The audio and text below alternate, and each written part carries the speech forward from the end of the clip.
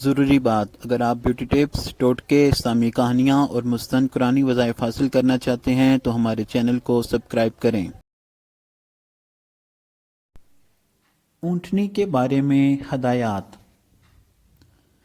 حضرت صالح علیہ السلام نے اونٹنی کے بارے میں فرمایا کہ تم اسے تنگ نہ کرنا، اسے اس کے حال پر چھوڑو، اسے برائی کی نیت سے ہاتھ نہ لگانا، نہ مارنا، نہ ہنکانا اور نہ قتل کرنا، ورنہ تمہیں دردناک عذاب پکڑ لے گا۔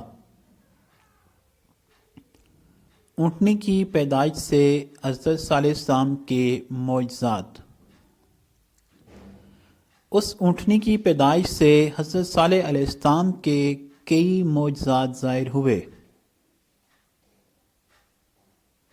ایک، وہ اونٹنی نہ کسی پیٹ میں نہ حمل میں رہی، بلکہ طریقہ عادیہ کے خلاف پہاڑ کے ایک پتھر سے اس کی پیدائش ہوئی۔ دو، یہ اونٹنی ایک دن سارا پانی پیتی اور دوسرے دن پورا قبیلہ سمود پیتا۔ تین، اس اونٹنی کے پینے کے دن اس کا دودھ دوہا جاتا تو وہ اتنا ہوتا کہ تمام قبیلے کو کافی ہوتا۔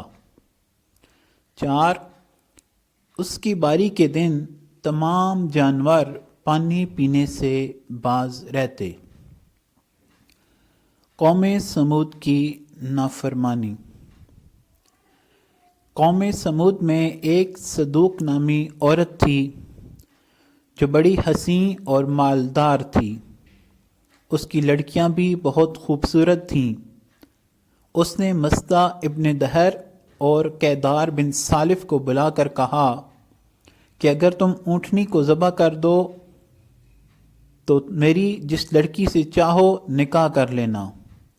چنانچہ دونوں نے مل کر اس اونٹنی کو ذبح کر دیا، مگر کیدار نے ذبح کیا اور مصطح نے ذبح پر مدد دی، اور پھر حضرت صالح علیہ السلام سے کہنے لگے اگر تم رسول ہو تو ہم پر عذاب لے آؤ۔ دن سیاہ ہو گئے، پھر وہ لوگ اتوار کے دن دوپہر کے قریب اولاً ہولناک آواز میں گرفتار ہوئے، جس سے ان کے جگر پھٹ گئے اور وہ ہلاک ہو گئے۔ ان کی ہلاکت کے بعد حضرت صالح علیہ السلام مومنین کو ساتھ لے کر مکہ معظمہ روانہ ہو گئے۔